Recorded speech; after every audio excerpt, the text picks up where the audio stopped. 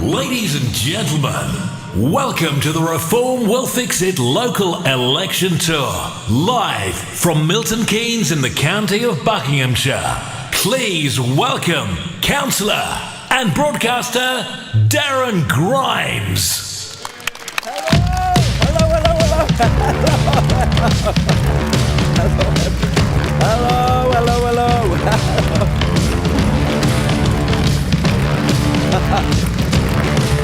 Hello, Milton Keynes! How are you doing? Oh, when I say M, you say K. M! M! M! That's what I like. I've got you started, have I not?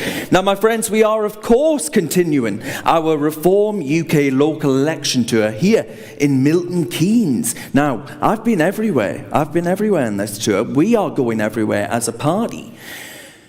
But most of these tours, I've started off, my friends, with a little stiffener. Who laughed? Who laughed? With a little stiffener in the local Wetherspoons. Now, I haven't done that this time. And why is that? It's because you've got Bletchley Park just next door. Now, of course, Bletchley Park, a great source of pride, is it not? Yes. Bletchley Park, I went to, and it wasn't to crack the Enigma code of the Nazi war machine, but I went in with an aspiration. I thought, I'm going to do it. I'm going to solve it for the first time. I went in there and I said, typed it in, what does Keir Starmer stand for? It said, listen mate, we cannot help you there. You're on to a hiding or nothing. But it's a beautiful part of the world, and I'm so grateful to be here. And we're joined tonight, my friends, not just by our brilliant candidates, not just by our brilliant party members, but also by members of the public who've come out to hear what it is that Reform UK has to offer areas like this. Now, one of our Reform UK candidates, and our candidates are what make and break our future trajectory as a party. Without our candidates, you don't get to put a cross next to Reform UK at the ballot and break up the established party consensus.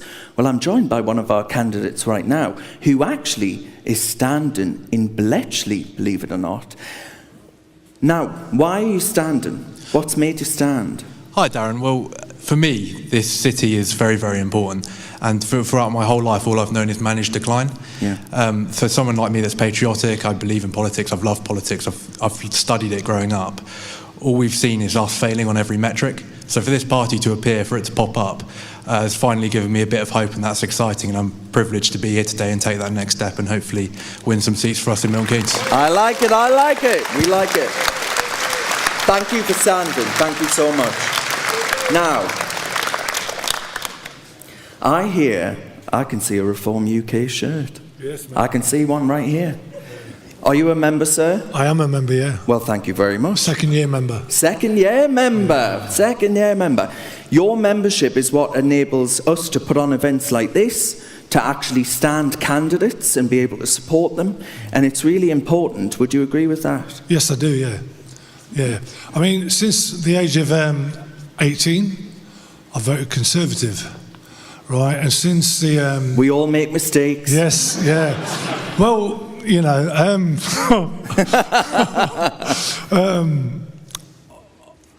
since Boris Johnson gave us the bullshit, he gave us, I mean, it destroyed me, right? Because her dad, right, he died and we could not go and see him because of COVID. Right, and that destroyed me because we was like best of mates. Oh, you know, I remember it well. You know, I remember. Yeah, when and he went and had his cheese and I want to swear. Downing Street. Yeah, no, please don't do that. This is a family show. Show. Yeah, you know, he went and had his cheese and wine parties, right? When we couldn't go and see our dad. I get that. You know, I remember the scenes. That destroyed us. I bet. I mean, my mother's little sister died during COVID, and it was the same thing. They couldn't hold each other's hands during the funeral. It was a real moment. Now, madam, can I please ask you, are you a member of Reform UK? Only just sort of come, and we have actually signed to get one of the candidates. My husband signed and I seconded him. So he's here tonight. And what made you do that, madam? What made you actually think, you know, well, I'm going to sign up one of our candidates? Sorry, I'm awfully close to you, sir, aren't I? It's getting very carry-on in this room, isn't it? I'm quite old, but I've seen quite a number of Labour governments, Conservative governments. What have they delivered? Coalitions, and none of them. I'm hoping Mr Farage will not be like the others. He won't be. And when he makes a promise, I hope he will do what he says. Absolutely. Because the others have not. Yeah, absolutely. Thank you. I agree with that entirely, and this is a man in Nigel Farage that has stood by everything that he's believed since I was put on this planet. In 1993, he stood up for UKIP, and now, of course, stands for Reform UK, which is actually breaking up the established party mould in saying that you can vote for something that isn't Labour, Conservative, or in this part of the world, the Liberal Democrats. Remember them? Well, not much applause for them, was there? But there are members of the public here. Madam, are you a member of the public? You're not a member of Reform? No, but planning. You're planning to be? Yes, yeah. What's brought me here, you're going to ask, aren't you? Yes, I am, yes. What has brought you here? Because I just despair of the state of this country, and we've lost all our values. Yes. And, you know, I just can't even read a newspaper because of things I hear that's going on. And we seem to be afraid to say that we're British, you know, and proud of everything that we've achieved. It's like you can't say that here or abroad. We're like, nobody wants to know us, and that's awful. It is. So we need to revive that. Well, thank you. And mind, I'll be holding you to that later. I'll be coming over with a little membership slip.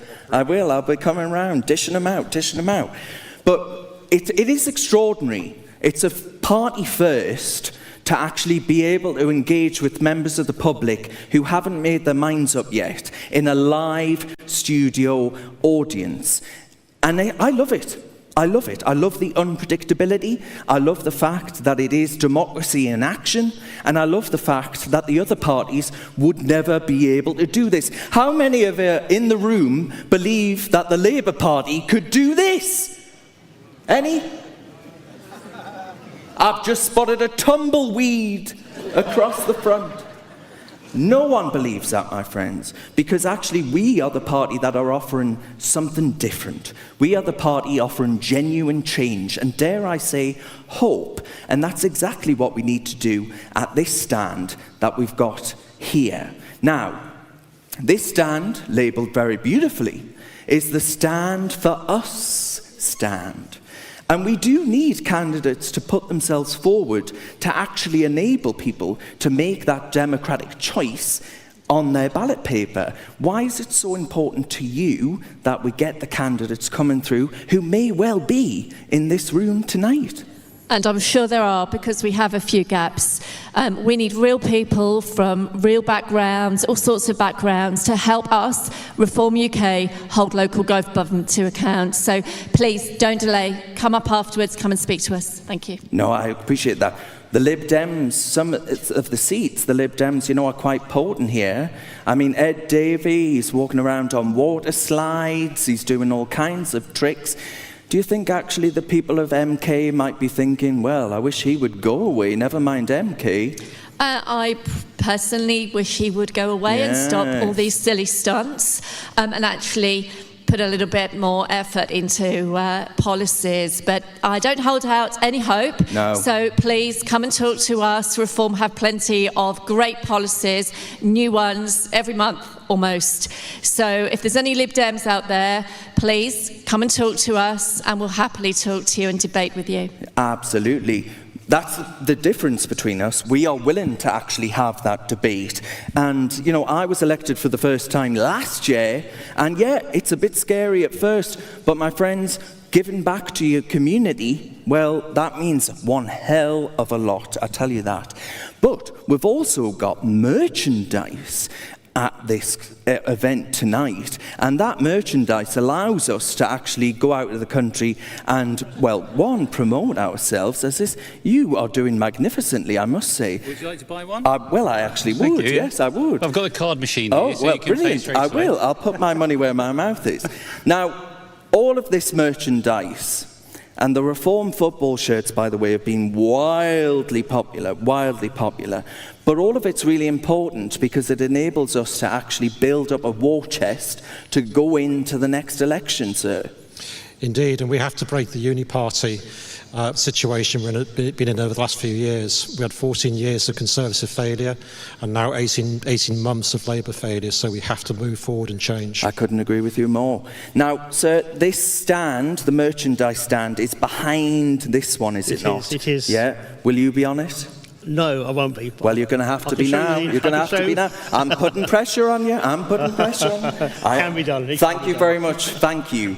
Now, all of that, of course, as I say, it builds that war chest. It allows people to put themselves forward as candidates and be able to build up the actual literature that's needed to put through people's doors, to knock on doors, to actually build up that action that's needed to win those crucial elections. And while we're going to be speaking tonight to a woman called Chrissy, who is actually putting herself forward in Milton Keynes. And she's about 5 miles away from here, not too far away at all. And she's seen a real change in MK. How many of you, please put your hand up, have you seen a change in Milton Keynes, in the general area? Yeah. How many of you have seen a negative change in Milton Keynes? Overwhelming number. And she wants to talk about that tonight, so it'll be interesting to see whether or not you agree with what she's got to say. That's a beautiful Reform colour, by the way. Did you do that deliberately? Oh, well, I'll be coming back to you. Now, we're also joined by the great Matt Goodwin, who'll be coming out to discuss his new book and how actually it's relevant to local politics and why that influences the national. So, my friends, without further ado, we'll get out the woman that is standing in Willan and Campbell Park in May of this year. May the 7th are those crucial elections. And the ward, it's hosting the international water sports, including skiing. Yeah, well, I didn't know that. You learn something new every day, do you not? And then, of course, Matt Goodwin. He also joins us, Professor Matt Goodwin, who most recently stood in the Gorton and Denton by-election, and that, I think, has proved really quite instructive on the future of British politics. Can I get a round of applause to introduce them on?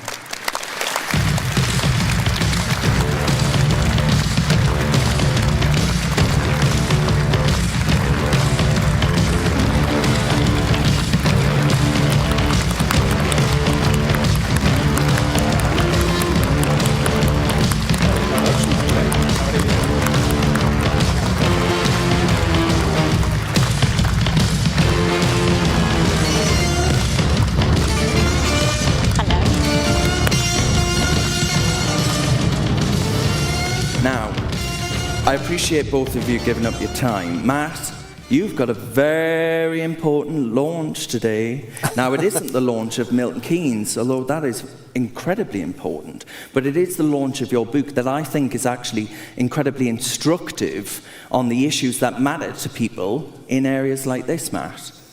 Well, firstly, it's absolutely wonderful to be in Milton Keynes with people who want to make a difference and save their country. So it's great to be among all of you today. It takes a lot of courage. I know you could have been with your families tonight, your friends, you could have been doing anything, but you've decided to put your head above the parapet and get involved. So I salute you this evening. Thank you for giving up your time to be with us tonight. I do have a book. It's dropping today, actually. It's called Suicide of a Nation. It's a nice, light tone. But it's about, I think, what has brought us into this room, which is a sense among millions of people that we are losing our country. I think that is what this is about. It is not really about policy. We're losing something very special. And we need to change course. And we need to do all the things Reform are saying that we need to do in order to save it. So, Matt, what would your message be to, by the way, this is a majority room of people who aren't members of the party, who aren't candidates. What is your message to the people in the room who may well be thinking, do I dare put myself forward for the same kind of torture that you were subjected to? Look, everybody in this room knows there is going to come a point in your life where you are going to have to look yourself in the mirror and think, what did I do to try and make a difference? And that is ultimately what this is about. It's not just a meeting, it's not just a political party. I've always viewed Reform as a family of people who really want to try and turn the tide. And for me, standing at an election, a by-election, it was very, very difficult. I came under attack from all sides, but none of that compared to my knowledge that behind me were tens of millions of people who were quietly cheering us on and who were quietly saying, actually, we want to save our country too. So I'm aware there are lots of people in this room. You might not be a Reform Party member. You might not have stood at a local election before, but this is your opportunity right here, right now, to say, I'm going to make a difference. I'm going to stand, put my head above the parapet, and see if we can turn this country around. And if you do that, I thank you from the bottom of my heart, and I salute you for the courage that you're showing to everybody else. Very well said. Round of applause, I think, yeah. Now, Chrissy, when it comes to Willen and Campbell Park, you decided, this isn't the first time you've put the head above the parapet, is it? No. You're doing it again for a second time. I certainly am. Now, there are people in this room, I've no doubt, that would be thinking, oh, I can't think of anything I'd rather do less. But why is it so important to you that you've put yourself forward not once, but twice? I think I just didn't get the chance to establish myself the first time because it was a by-election. But you did manage to buck the trend, did you not? Yeah. Actually, with 2 weeks of campaigning, I came third in the Bradwell by-election. Ahead of who? Yeah. Isn't that good? Thank you. Ahead of who? Ahead of the Green Party. Oh! Whee! And very importantly, ahead of the Conservative Party. Oh! Yeah. And therefore, I want to do this again because I want to win. Yeah. That's what I'm here for. Yeah? Now, what are those issues that you think are particularly relevant to people in this audience tonight that aligns with Reform UK's mission? I think there are a lot of things happening that are all over the country and relative to Milton Keynes. Things like not being able to get a hospital appointment, not being able to see your doctor. There's no parking, there's potholes everywhere. There are large groups of children running around in the centre of Milton Keynes causing havoc. Where are the police? Why are we not being looked after? And what's happened over the past few years that if you need to call the council, you can't get through. They've put a system in that they are untouchable. When we used to go to the council offices, you could speak to someone on reception and go in and find the relevant person that you needed to speak to about any issue. Yeah. Now, it's all barriers, security people. Something drastic has changed. It has. What is it, and how do we stop that? Well, I couldn't agree with you more. How many people in this room believe that immigration has been too fast into this part of the world? Yeah. Look at that. Look at that. A sea of hands. But Matt, Darren, all those hands reflect the hands that are going up across the country. Nobody voted for this policy of mass uncontrolled immigration. Nobody voted to have open borders. Nobody voted to have the British people being forced to pay £15 billion on accommodation costs for people who are entering Britain illegally. I think the only way we can send a message to this system is by voting Reform, standing for Reform. It's the only thing they will listen to. And you know, in Gorton and Denton, what struck me, the Greens and Reform, they were the top two spots. Labour and the Tories are dying. There is a new politics emerging in this country, and it's a politics that, on the one side, with the Greens, it terrifies me. It's like the scenes that we saw in Trafalgar Square. It's a Trojan horse for something that I think is very, very dangerous. But on the other side, I see millions of people like the men and women in this room who are willing to stand up and put their heads above the parapet. There is an old saying about the British, which is that we lose every battle except the last. And it feels to me as though we are approaching that pivotal moment, that time where we really have to turn the tide or it's going to be too late. As Nigel Farage has said, we are in last chance saloon. This is last chance time. We've got to all come together. We've got to win these local elections. We've got to then win the general election. And I've known Nigel Farage for 15 years. I can say this quite openly. I know for a fact if we can get that guy into number 10 Downing Street, he will do what needs to be done. Absolutely. Chrissy?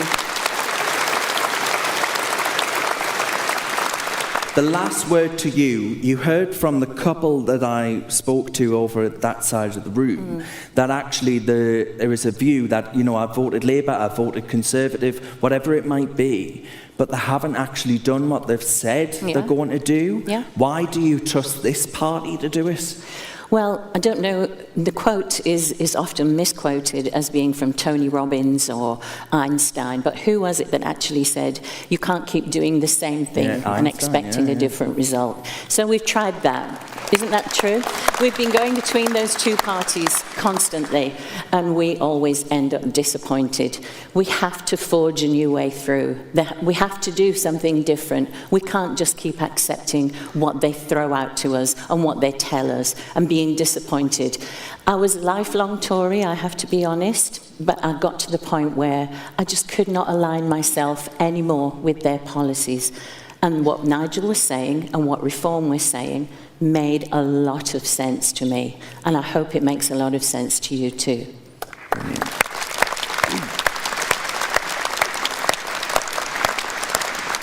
Thank you very much, Chrissy, and thank you very much, Matt, as well. And of course, Matt's book, as I say, it's for sale.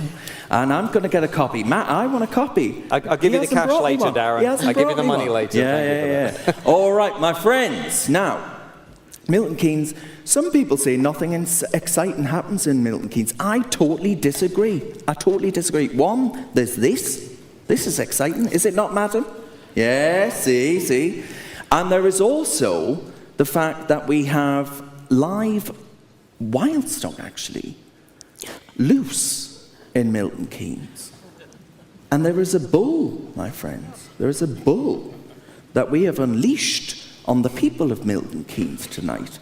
So I think that means it's time to bring on our party chairman, Dr. David Bull.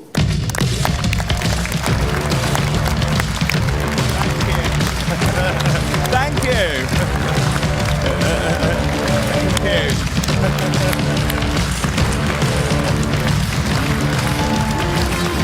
Good evening, Darren. Good evening, ladies and gentlemen.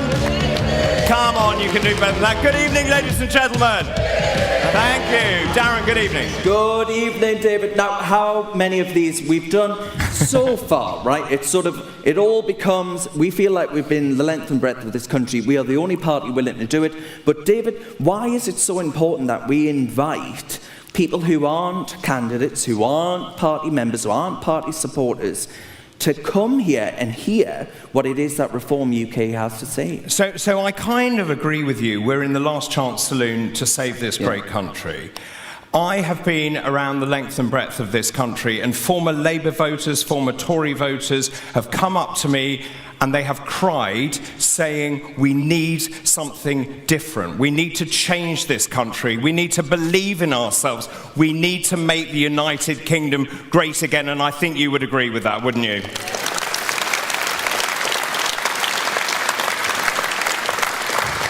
Now, David, if people do agree with that, one of the ways in which we're trying to boost participation in the democratic process through what we as a party call Democratic candidates at the ballot box Yeah. is to put yourself forward to stand. You've put yourself forward to stand before. You know, it's not the maddest decision you've ever made, is it? Well, I think it's pretty mad, actually. I used to have a normal job. I was a doctor, a medical doctor by training. I then went into television, and then, of course, I believed so passionately that this country needed to change. I then stood for Parliament. I then stood and became a member of the European Parliament. We campaigned for Brexit. And the thing that upsets me the most is this current Labour government who doesn't listen to what the people tell them every single day, and that has to change. The government is there to serve the British people. Yeah.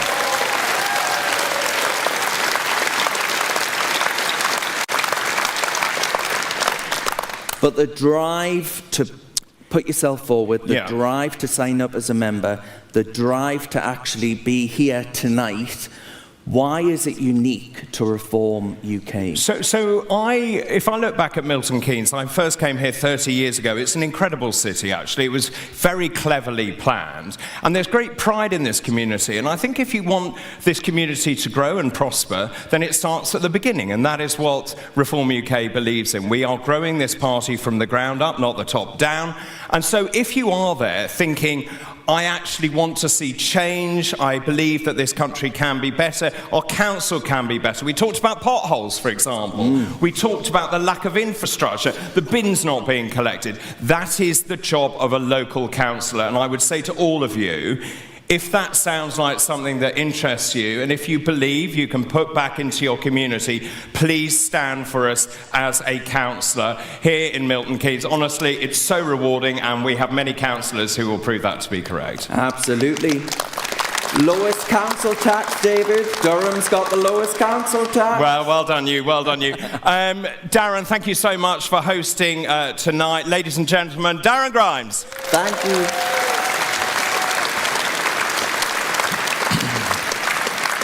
Well, a very good evening to you, ladies and gentlemen. I'm Dr. David Bullen. Let me tell you, I am very proud to be the chairman of Reform UK. And I'm also very delighted to be here in Milton Keynes. Now, as you know, this is a city officially founded in 1967, even before I was born, as a new city to relieve London housing congestion. As many of you know, it was designed around a modernist grid system covering 22,000 acres. And I think it's fair to say the new urban planners had a field day. They rejected traditional designs and instead they implemented a grid of roads linked by a plethora of roundabouts. But as a bull, I am very aware that Milton Keynes is the home of its much-loved concrete cows, is it not? Yeah, indeed.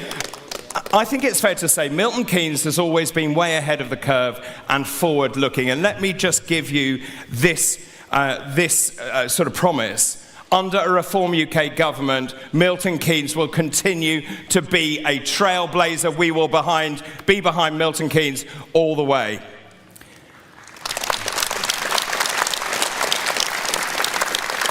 Milton Keynes is actually a really fascinating political arena for lots of reasons. The results of the elections here consistently match the overall national result.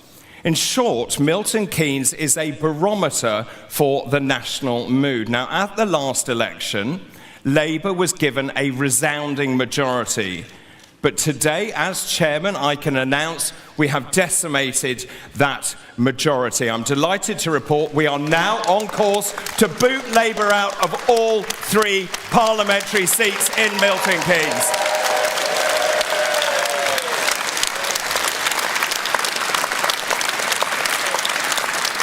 And I think, judging by your reaction, that is exactly what the people of Milton Keynes so desperately want and need. Is that not right? So let's go back to tonight. It's really good to see so many of you here. Some of you are supporters of the party. Some of you are members of the party, but many of you have never had an affiliation with a political party. And some of you have never voted. But I think it's fair to say that all of you here tonight are here out of a sense of frustration, of desperation, and downright anger at the way our country has been run into the ground.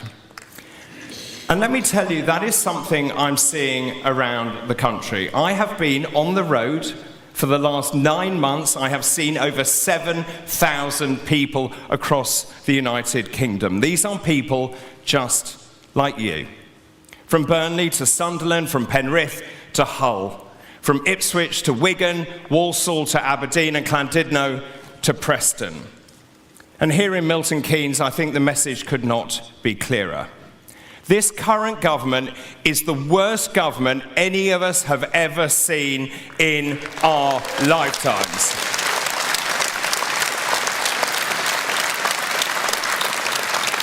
This government is directionless, it's rudderless, it's devoid of principles, it's devoid of policies, and it lacks any coherence at all.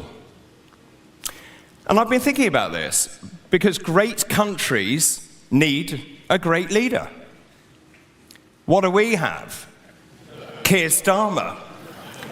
Keir Starmer, ladies and gentlemen, is a failed human rights lawyer who prefers Davos to Devon. He's a man who has alienated almost the entire British electorate. He is a man who languishes with a net approval rating, wait for this, of -47.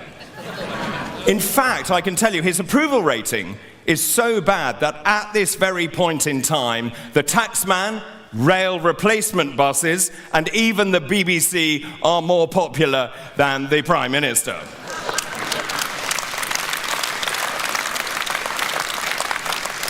Around the country, and it really honestly doesn't matter where I go in this country, people are angry. They're furious. They have lost all hope. They see no future for themselves, for their children, for their grandchildren. And that is why Reform UK is very clear. We will always stand up for family, for community, and for country, and I think that is the right thing to do as we move forward into the future.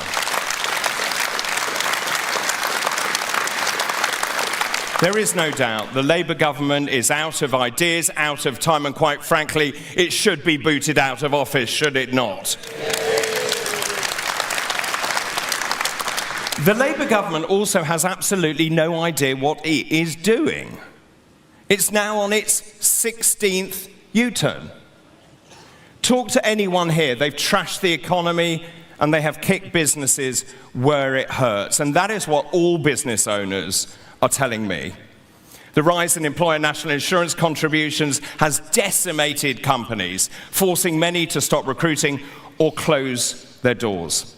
They've launched full frontal attacks on our farmers, on our industrial base, on our pubs, on people who work hard, and for me, the worst sin of all is attacking our pensioners, which is unacceptable.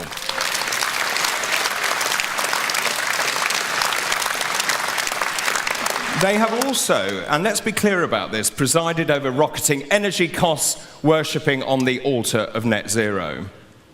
And in a very, very unstable world, they're giving away sovereign British territory, running down our armed forces and cozying up to China. It is embarrassing, it is unacceptable, and it is utter madness. And unforgivably, as Zia will touch on later, they have allowed the illegal invasion of our country to continue unabated. 41,000 people came here illegally last year. That is the second highest number of crossings ever recorded. Let me be very clear. Only a Reform UK government will stop this country being invaded once and for all.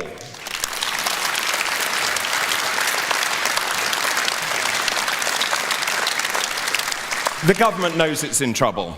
It knows it's in deep trouble. And it is lashing out, accusing Reform UK of wanting to privatise the NHS.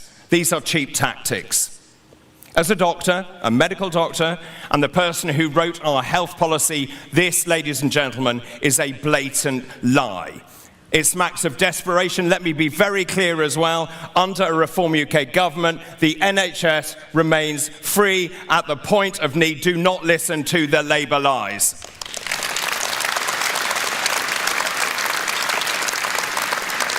But here's the problem. Labour aren't the only liars in town. The Tories betrayed your trust. People I've spoken to around the country know it was the Tories that actually broke Britain. Let's remind ourselves, the Tories presided over record tax hikes, a cost of living crisis, austerity, and public service erosion. The Tories also managed to bankrupt the country.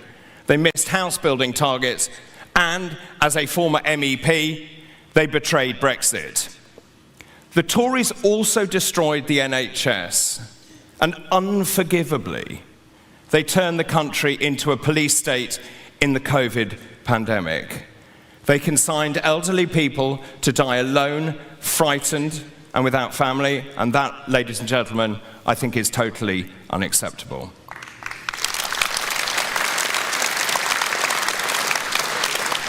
And they were responsible, don't forget, for an open-door immigration policy. They let in nearly 150,000 illegal migrants, and under Boris Johnson, they allowed 3.8 million unskilled migrants legally into this country, and by the way, half of them will never work. Having toured this country, it is clear people around the country will never forgive the Tories for what they did. So given the two main parties have abjectly failed this country, some people are turning to Ed Davey. Well, quite. And the Lib Dems in desperation. Now, ladies and gentlemen, that is what I call desperate, and I don't think I need to say any more about the Lib Dems, which then means it only leaves Zach Polanski. Do not let him hypnotise you into voting Green. The Green Party, ladies and gentlemen, is a major threat to British national security. It is a party more interested in Gaza than in Great Britain. Do not vote for the Green Party. They are incredibly dangerous.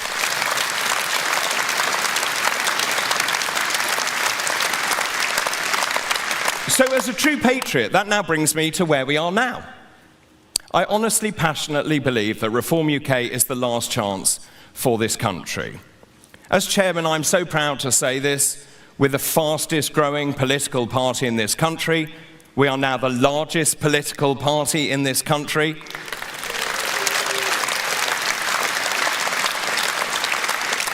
Since I've been chairman of this party, we have gained 5,000 new members every single month.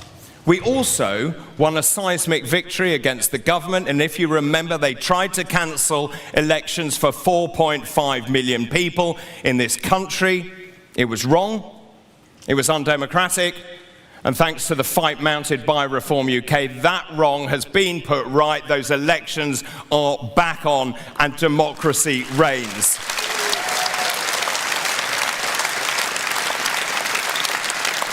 We now have 8 members of parliament, and we are not stopping there. We have also led the last 250 opinion polls, and the latest polls now have us on course to win a thumping parliamentary majority.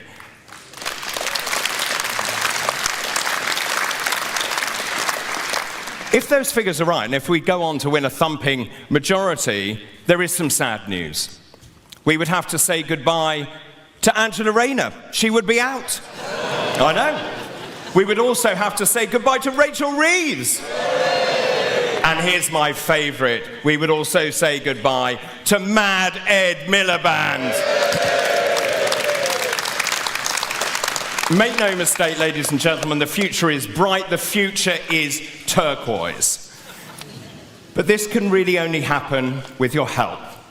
This is your chance to be part of our movement and change British political history. Everyone here tonight can make the difference. We need you to support us, to become members, and most importantly, to put your names forward to stand for us at these elections, which are in just 7 weeks' time. Just look are the difference people just like you have made so far. So in Staffordshire, Reform UK has saved 63 county farms from being sold. In Derbyshire, Reform UK has cleared the pothole backlog we inherited. We had 17,000 potholes, down to 0 in the first 10 months of our administration.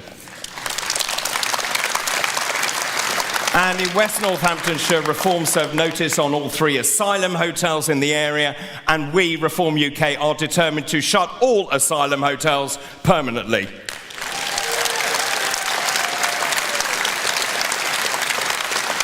And look, we mean business. Reform UK councils have delivered and identified over £700 million in savings in local government in their first year. And Reform UK councils have the lowest average council tax increase of any party. In summary, unlike the failed establishment, we, Reform UK, are delivering for local people.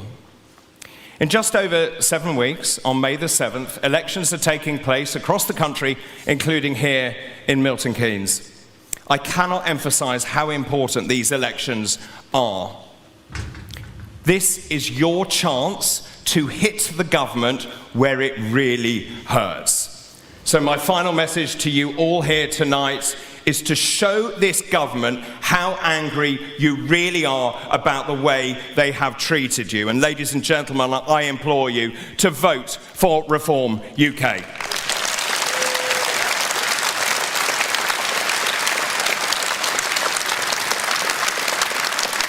Well, our next speaker tonight is a man who burst onto the political scene in the run-up to the last general election. He was my predecessor as chairman of Reform UK, and he played a pivotal role in the party's huge success at last year's local elections. He is now Reform UK's shadow Home Secretary, and there is no doubt in my mind that he would sort out the immigration crisis swiftly and firmly. Now, before we meet him, let's see him in action.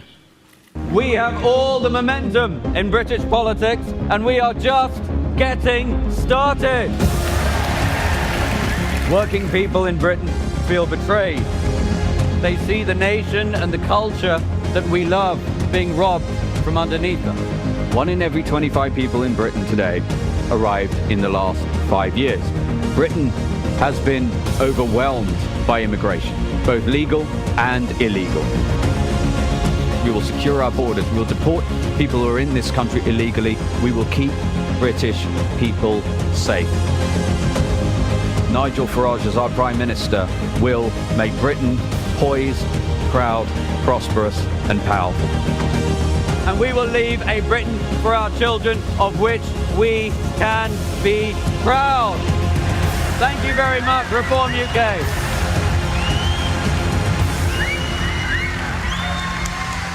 Ladies and gentlemen, please welcome Zia Youssef.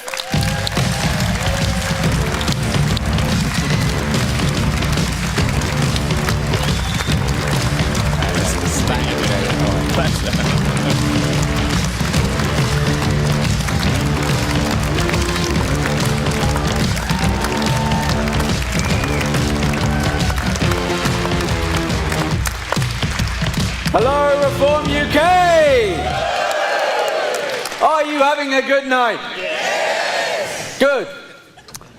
Now I want you to cast your minds back to 3rd of June 2024. It was a warm summer morning and Nigel Farage tweeted that he was about to make an emergency announcement. Even had that siren emoji. In front of a stunned media, he announced his candidacy to be the Member of Parliament for Clacton-on-Sea. And he announced that he would return to lead Reform UK. Back then, the bookies gave him a 30% chance of becoming the MP for Clacton.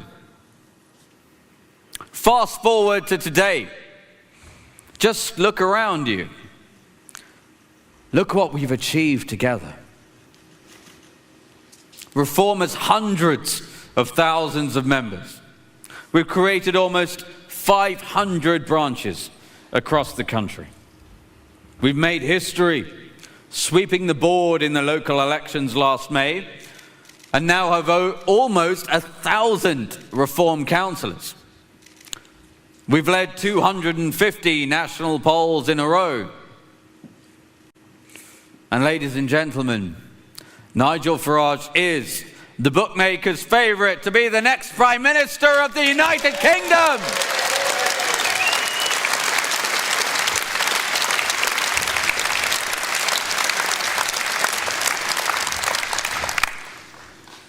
But I need to be honest. We gather at a dark time for our country.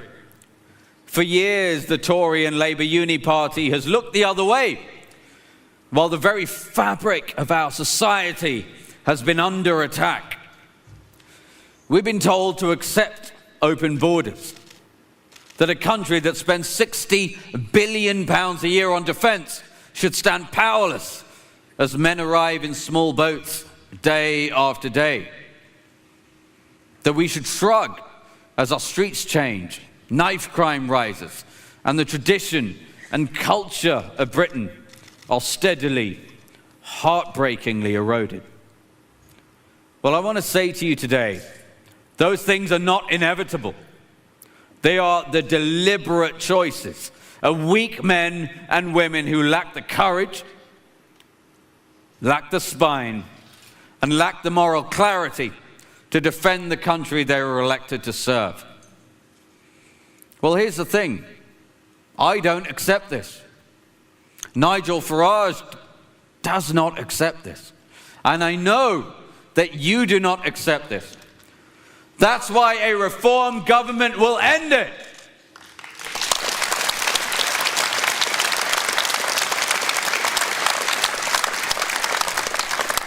You know, the system in this country is so broken, so morally bankrupt, that committing serious violent crimes improves a foreign national's likelihood of being granted asylum in this country.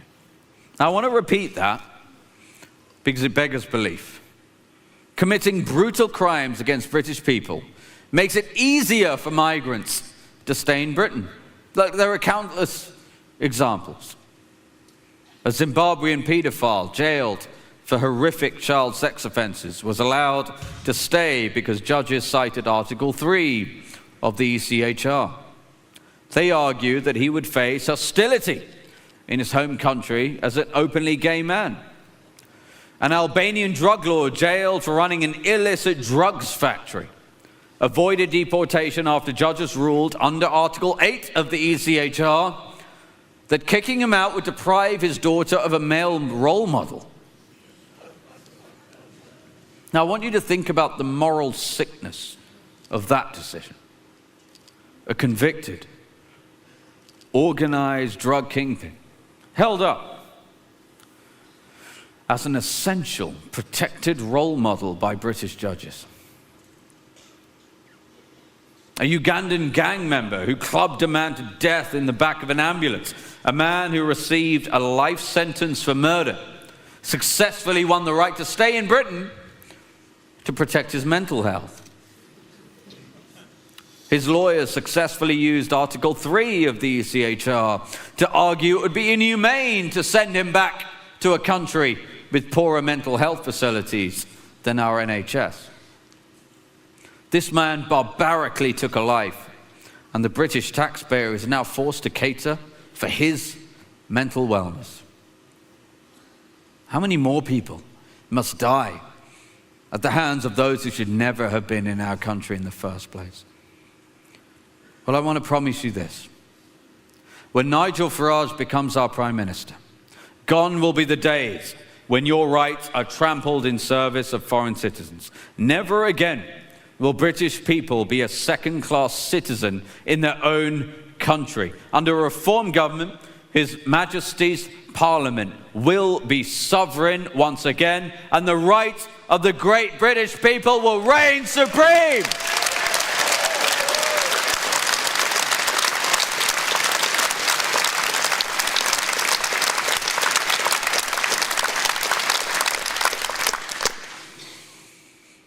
And a Reform government led by Nigel will also confront the truth that our country is being invaded.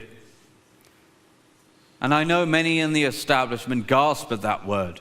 They'll clutch their pearls in their television studios. But the dictionary definition of invasion is an incursion by a large number of people in an unwanted way.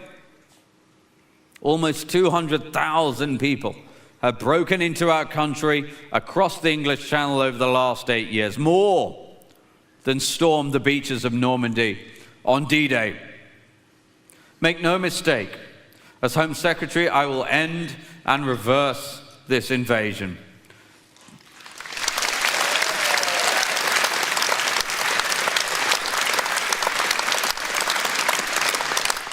Look, the patience of the British people is now exhausted. We're unwilling to accept that Britain's borders should just remain open and undefended, unwilling to accept that Britain must surrender its sovereignty to foreign courts. This is a national emergency. It is time to put the British people first.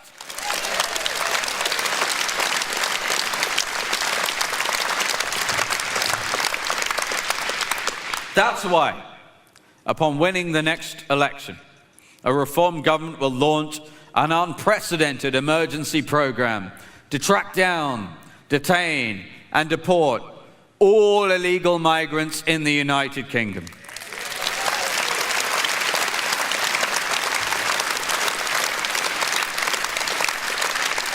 I have no hesitation in telling you that Operation Restoring Justice will be the most transformative policy of our lifetimes. Now, shrill voices in the media have already called our plan draconian. Our response? Britain is being invaded. Tens of thousands of military-aged men continue to arrive on our beaches illegally. Our plan is the only appropriate response to a national security emergency.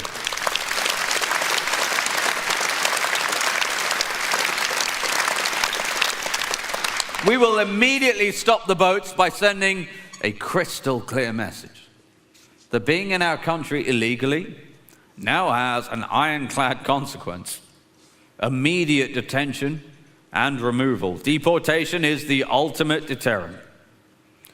As Prime Minister, Nigel Farage will direct every instrument of state to ensure illegal migrants are removed from this country. We will pass the Illegal Migration Mass Deportation Act. And I want to tell you that the draftsmen who worked on this legislation were given a clear and strict instruction that when Nigel is Prime Minister, there will not be an activist judge in the country that will be able to prevent a single deportation flight from leaving.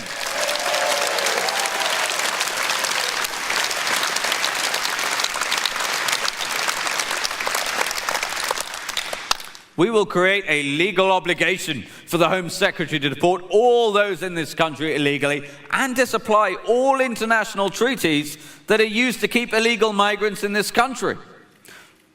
And we will pass a law that makes clear that if you come to this country illegally, you will never be granted asylum. End of story.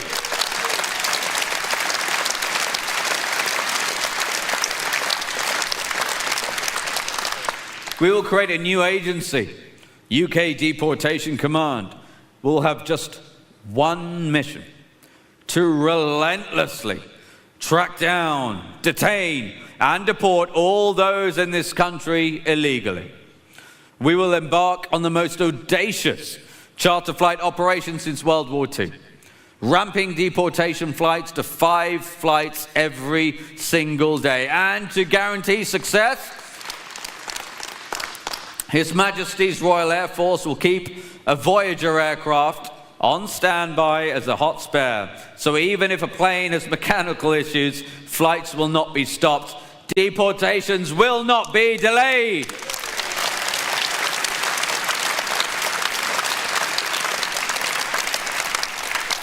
Return agreements will be secured. Countries of origin will take back their nationals.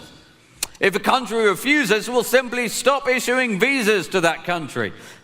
That's why, as Home Secretary, I will immediately cease the issuance of visas for countries including Sudan, Somalia, Eritrea, Syria, Afghanistan, and Pakistan.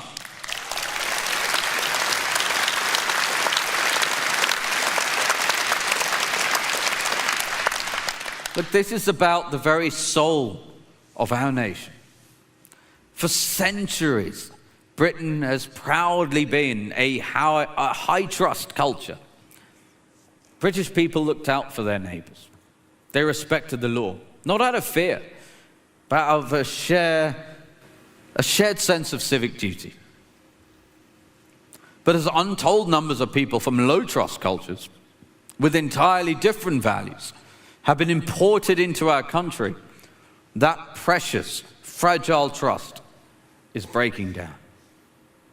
Look at the indignities we now face. Northamptonshire Police recently had to give a presentation, and I'm not making this up. They had to give a presentation to illegal migrants who were, by the way, sitting comfortably in a taxpayer-funded hotel. And they had to explain to grown men that women have equal rights to men in Britain. The presentation implored the illegal migrants to only walk on the pavement and warned them that, yes, human rights exist in this country. They had to inform them that committing crimes may affect their asylum applications. May affect their asylum application. The fact that this is deemed necessary is a national outrage. It tragically encapsulates the stupidity of allowing people into this country whose core values are fundamentally, and yes, sometimes violently, at odds with ours. Reform values the traditions that built this nation and will never apologize for our history. We'll defend our culture, because a nation without a culture isn't a nation at all. It's just an economic zone, a shopping mall with a flag waiting to be exploited. That's why we will protect the Christian heritage of Britain. We will end the incendiary practice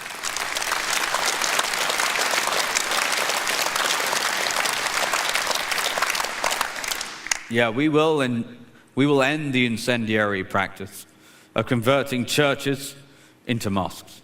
I'm proud to announce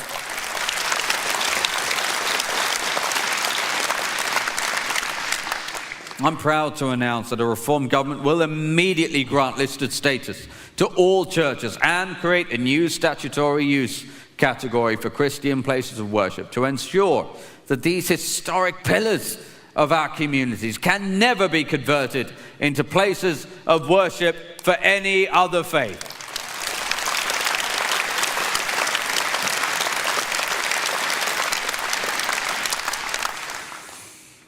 And a Reform government will also do something that Labour obviously refused to do, and the Tories failed to do in their 14 years in government.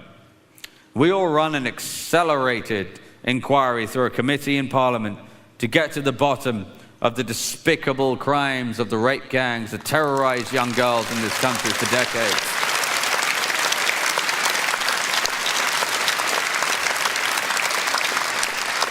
Ladies and gentlemen, we will leave no stone unturned to ensure justice for the victims and their families. We will ensure that the demonic perpetrators and the officials who enabled them by turning a blind eye are brought to justice and are made to pay a heavy price for their crimes.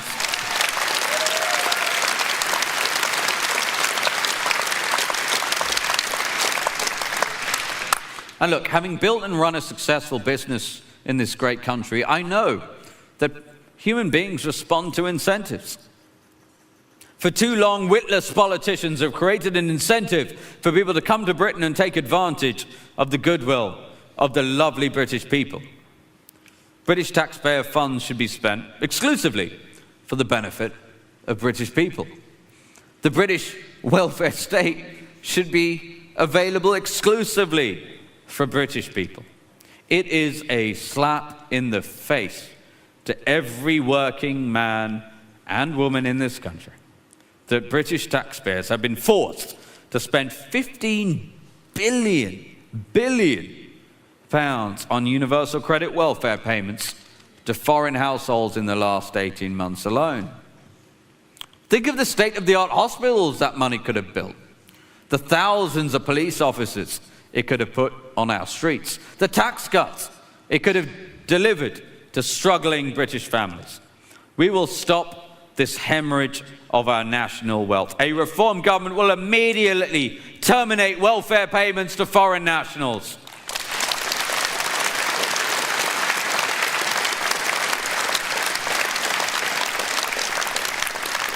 Now, you may have noticed that as the prospect of a Reform government gets more real, as poll after poll shows a commanding Reform lead, the attacks from the establishment grow ever louder. Thankfully, we have someone to inspire us. He certainly inspired me. I think he's inspired you. He's inspired millions upon millions more across this great country. We have a leader who loves this country, who has spent most of his adult life campaigning for the interests of the British people. He came out of retirement by popular demand to take his place as a leader who will lead us out of despair and into a state of hope for this country. He will face down those who seek to destroy us. He will not be deterred by slurs or milkshakes. And just as he took on the banks and won, just as he took on the European Union won, now he will lead us as we take on the elite political class, and we will win.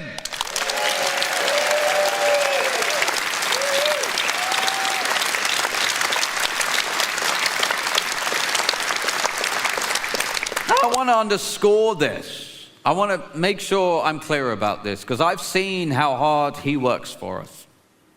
He leads us on this journey at immense personal cost.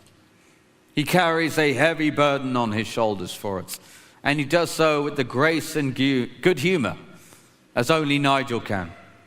And I want to take a moment to say thank you for that. Thank you, Nigel. Thank you for giving us hope, and thank you for giving us something to believe in again.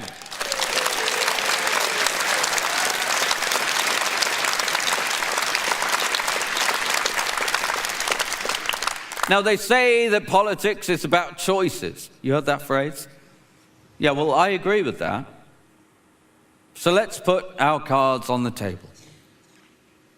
If you ask a Reform government to choose between the safety of our women and girls and an international treaty, to choose between a secure border and an international treaty, to choose between a sovereign United Kingdom and an international treaty, then we choose security, we choose sovereignty, and yes, we will protect our women and girls. To hell with your international treaty.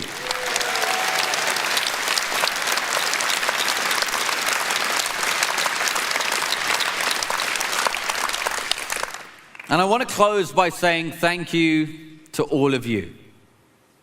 We've already made history together.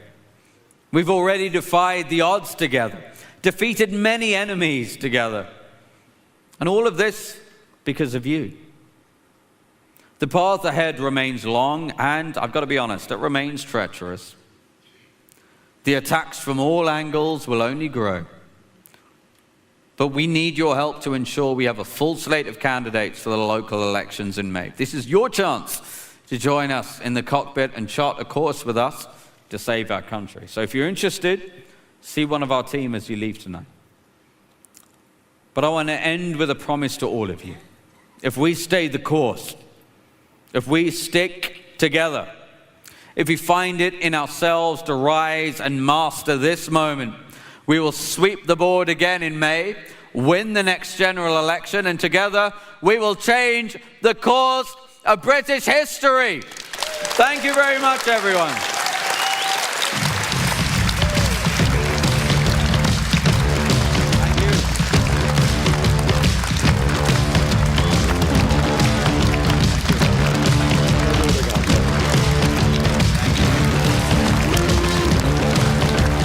Well, thank you very much indeed, Zia. Well, ladies and gentlemen, that brings us nicely to our final speaker. Who could that possibly be? He's a man not afraid of a political fight. He took on Nat West, and he won. He took on YouGov, and guess what? He won. And at the next election, he will take on the establishment, and he will win. And ladies and gentlemen, be in no doubt, soon he will make history when he becomes the next British Prime Minister. Before we meet him tonight, let's see him in action. We are all ships rising on a turquoise tide, headed towards winning the next general election. This government is deep in crisis. They are not fit to govern. The Conservative Party are riven. There is a new, strong, unified party, the party that stands up for decent, working people, and we are the party on the rise. The energy has been unbelievable. The enthusiasm has been extraordinary. You are the people's army. Reform is now in government. And the big shout-out message, and it's very, very clear, is if you vote reform, you get reform. And when it comes to country, of what a nation is, this is where I do personally want to confront the Prime Minister head on. No one cares more about the state of this country than I do. There is nobody more determined than me. But I tell you what, folks, that was just the beginning.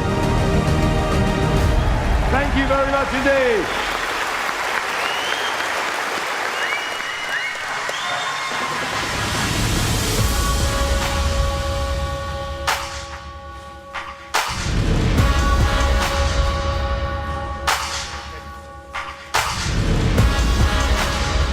And now, please welcome the leader of Reform UK, Nigel Farage MP.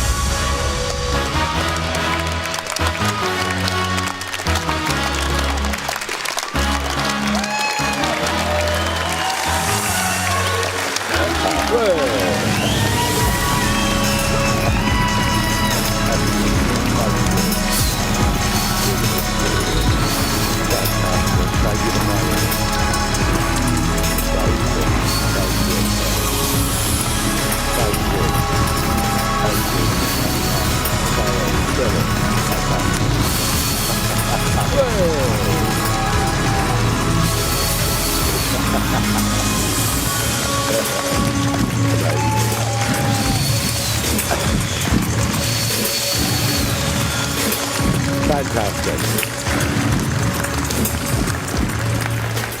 Thank you, and good evening, Milton Keynes. Fantastic. Well, you know what? How many other political parties in a non-campaign period could here in Milton Keynes assemble a crowd of well over 1,000 people? And we can do it. And do you know why? Do you know why? Because you're all concerned about the state this country's in. You're all worried about where we are. Many of you are fearful, not just for your current cost of living, not just for the international situation, but for what your children and grandchildren may well have to face in the years to come. And I'm concerned. I'm concerned. It's why 20 months ago, as Zia said, I came out of retirement. Folks, if we need to get better in life, we first have to get the correct diagnosis. And our diagnosis is very simple. Britain is broken and Britain needs reform. And that is where we are as a country.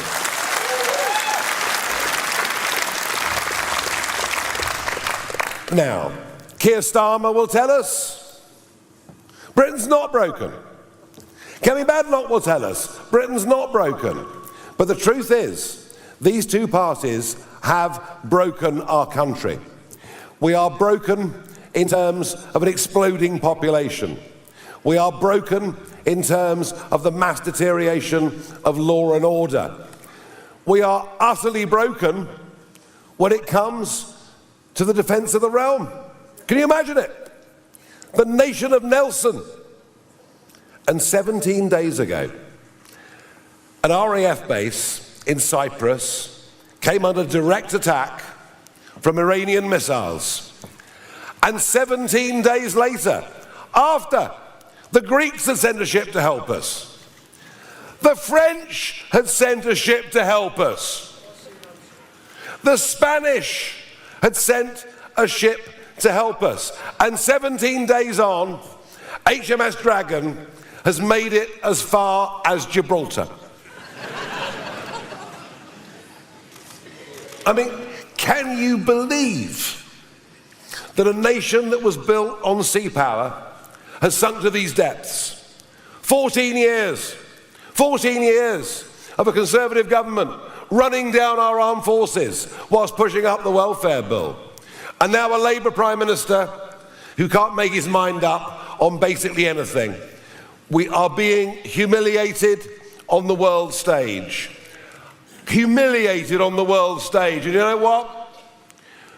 We in Reform are not going to have this. We're going to stand up for our nation, stand up for our culture, stand up for our history, stand up for our people, stand up for those that go to work, that get up in the morning, pay their taxes and obey the law, and an end to giving in to international courts, an end to the European Court of Human Rights telling us we can't deport serious criminals.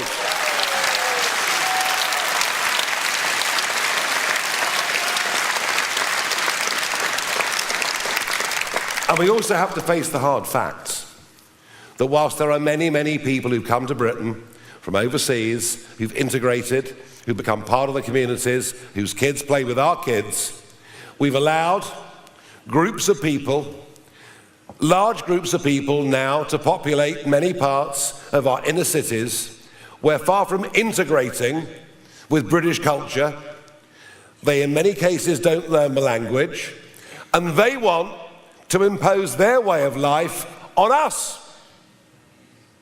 And we say, never, ever, ever, we will stand up for our language, we will stand up for our culture, we will not bow down to threats from any overseas organisation or anyone that doesn't recognise the greatness, freedom and independence of our country. And that is vital.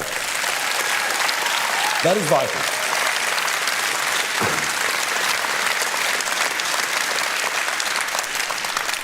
It's a period of complete political failure. Economically, we're going down the drain. Our young, brilliant people are leaving the country. As hundreds of thousands leave, talented people, taxpayers, entrepreneurs, business types, and frankly, they're being replaced by goat herders from Afghanistan. Now, that comment will get me in trouble, but that's okay. I've spent my whole life being in trouble, daring to challenge the status quo. But I mean, think about it. The last 3 million people that came in under Boris Johnson's Conservative government, remember that? A government that was voted in to deliver the promises of Brexit, opened up the door in a way that had never been seen before. 3 million came, and only 20% of them were on work permits. The rest, in many cases, we'll be paying for decades to come. This is not leadership. This is not patriotism. This is not belief in a country and its people. It is weakness, surrender, bowing down to political correctness, bowing down to a social media mob. We have been led by gutless men and women, unprepared to stand up and fight for the right values. And I tell you what, you can leave tonight agreeing with us, you can leave tonight disagreeing with us, but don't doubt one thing. I and my colleagues have the courage to stand up and fight for what is right, and to hell with any criticism we may get.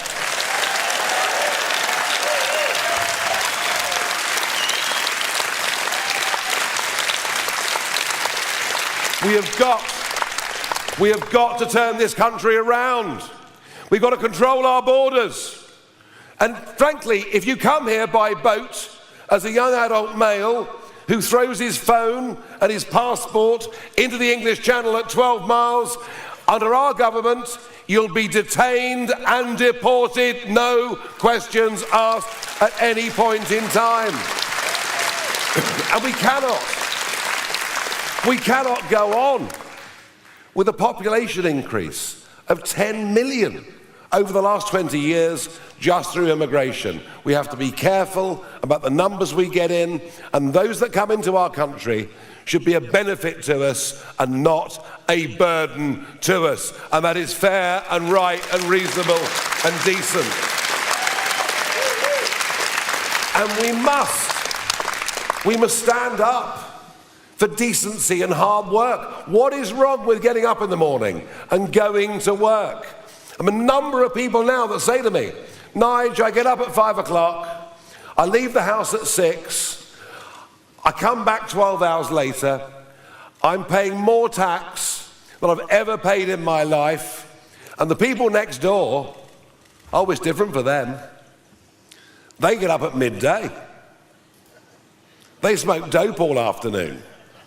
Then Deliveroo comes around in the evening. We're paying people not to work. We're diagnosing people with conditions like mild anxiety. I have mild anxiety every morning when I wake up. We cannot go on. We've got to recognise that hard work is good. We've got to recognise that sending millions of our kids in the last 2 decades to university to study social sciences was far too many of them with far too much debt, when actually what the country needs are people with trades and skills, and that we must encourage.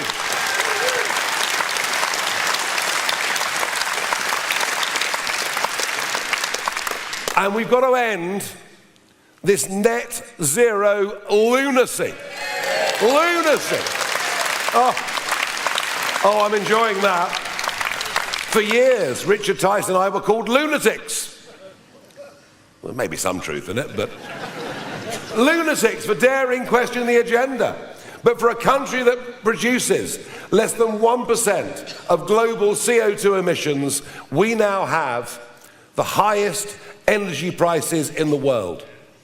Our energy prices are minimum 4 times greater than that for America, double that of France. And what is happening is we're losing steel making, we're losing shipbuilding, we're losing cement making, we're losing chemicals. We are deindustrializing our country in the name of net zero. It is utter, arrant madness, started by the Conservatives, and we will end it. We will end it. Oh, and we'll... While we're at it, we'll end Ed Miliband too as a minister. Today, Robert Jenrick, who is now our Shadow Chancellor, announced that a reform government would remove the 5% VAT on domestic heating bills in line with our Brexit freedoms. He announced we will remove the tax on your bills that goes to subsidise the wind farms in the North Sea, where the blades are all made in China and the firms that own them are all foreign. If renewables are to work, that's fine, but they're not to work on the backs of you paying too much money on your bills, as you've been doing for the last 20 years.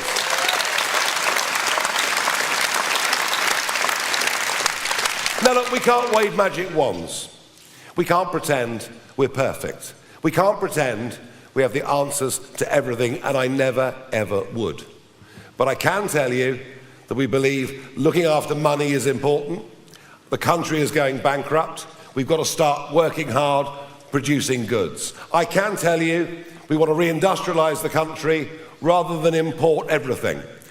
And the most absolute lunacy that has come out of this war in Iran is we're now down to 2 days' gas supply in the country. And talk now, maybe in a month, of fuel rationing in Britain. Whilst we sit on a North Sea and onshore resources in Lincolnshire and Lancashire, where we could not just be self-sufficient in oil and gas, we could be an exporter of oil and gas, raising billions in revenue, creating tens of thousands of jobs, and I say, let's produce our own oil, our own gas in our own country. And you won't hear this. You won't hear this from anybody else. Which brings us neatly onto Milton Keynes. Now represented by 3 Labour MPs. One of whom used to work for YouGov, who those of you who follow the news will know that I've been at war with over the last few weeks. And your council, of course, is a Labour-run council. So how have they done? It's the old Eric Morecambe gag, isn't it? What do you think of it so far? Council tax up 4.99% every single year. Debts in this council of £377 million. Daily interest rate payments from this council of £38,000 a day. Think of that. Extraordinary, isn't it? So what can we do? Well, we run 10 councils by majority around the country. We're in minority control in 2. It is not easy running local government. Social care provisions, send needs for kids, all of these things are not easy. What I can tell you is that our increases in council tax in reform-led councils in our first year are lower than any other party, and I'll make you a promise, if we win Milton Keynes, we will not increase your council tax by 4.99% next year.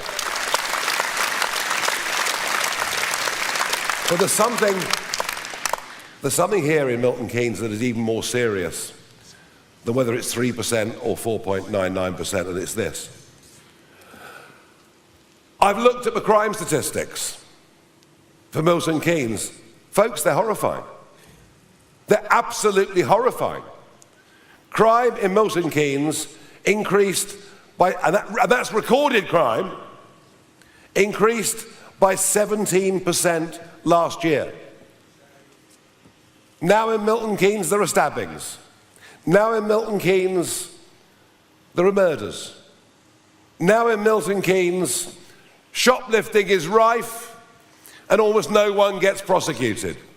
Antisocial behaviour is increasing. The rise in sexual crimes in Milton Keynes, frankly, is worrying and appalling. And all of this overseen by a local Labour administration and a national Labour government who continue to pursue a policy of releasing people early from prison. Well, I'm sorry, but we will take a different approach.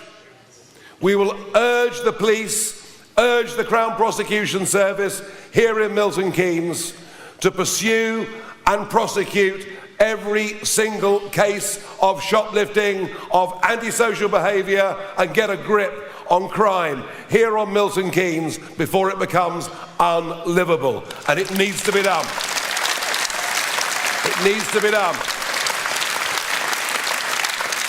The social problems across our country are writ large here in Milton Keynes. So we face elections here on the 7th of May. There'll be 60 council seats available in Milton Keynes. It's all held by Labour, but I think we're in with half a chance. Do you think we're in with half a chance? Good. You know what? We start winning Milton Keynes in local elections. We'll start winning Milton Keynes in general elections. If we win in places like Milton Keynes, we'll win a majority at the next general election and begin the turnaround that this country so desperately, desperately needs.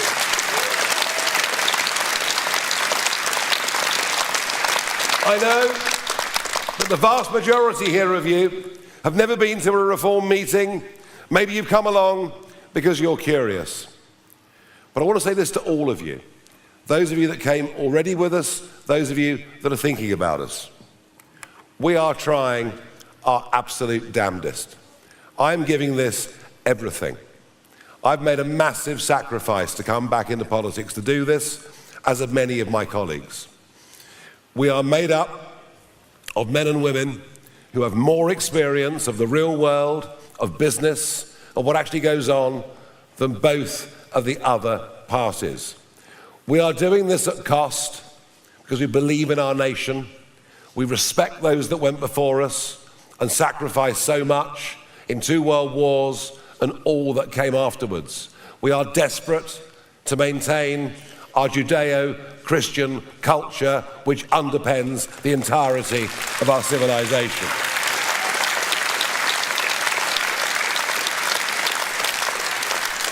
But we cannot do it on our own. We can only do it with you. If you join our People's Army, if you help us achieve this goal, and you know something? If you've come along tonight and you agree and you don't do anything, maybe in 10 years' time, you'll regret that. Because if we don't turn this around, in 10 years' time, I suspect we will have sunk to being a third world nation. That is how serious this is. And you all know it, don't you? You all know it. You all share those fears that I have and most decent people have. So my plea to you tonight is we need another 10 people to come and stand for us in these elections in Milton Keynes. As you leave this evening, there are tables where you can register your interest with us. I want you to stand with us. I want you to be part of this People's Army. I'd love others of you to join us, become members of us. This may be the last chance we have. This could be the last chance we have to turn this nation around. I am determined that we're going to do this. I'm a fighter. Nothing puts me off. I'm not frightened of the Prime Minister, mind you, no one is. I am determined to do this, and I ask you, will you help me achieve this and turn our country around? Thank you. Thank you. Now, can I ask some of the men and women who've already been picked as our candidates in this area to come and join me on stage? And these folks, some of them have been in politics before. One of them I know has got experience of 26 years as a councillor, but most of them have never been members of a political party in their lives.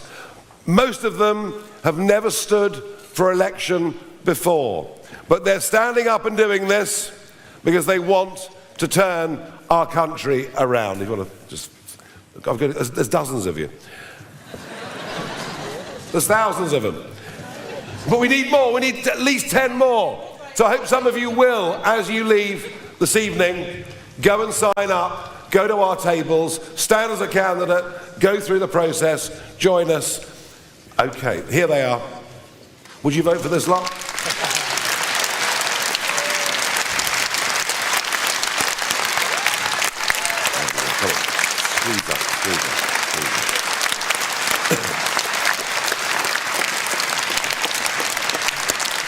How many more? Right, there's more. It's a whole regiment coming. This is local democracy in action.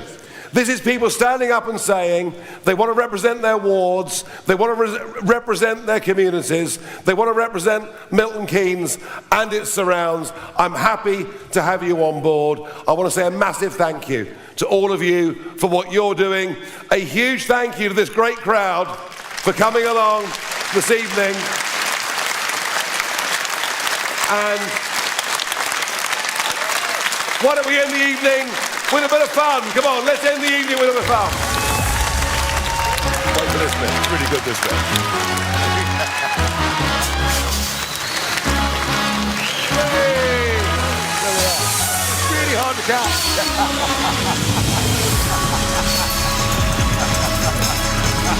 It doesn't get better than this.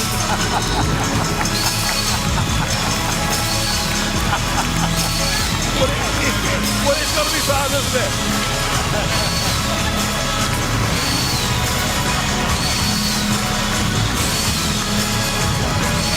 Well, I know, we're not bad now, though, is it?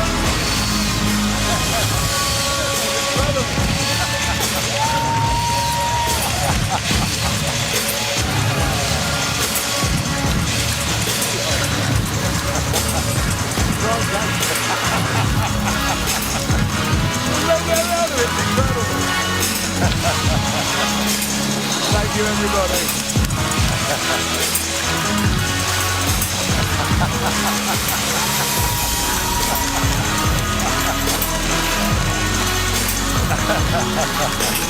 Very good. Thank you. Over the top, isn't it?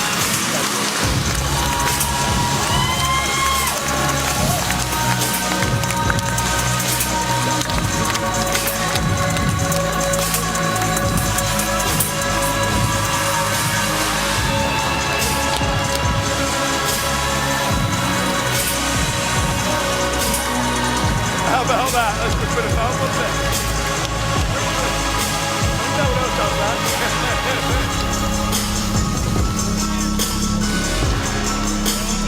Good night, everybody.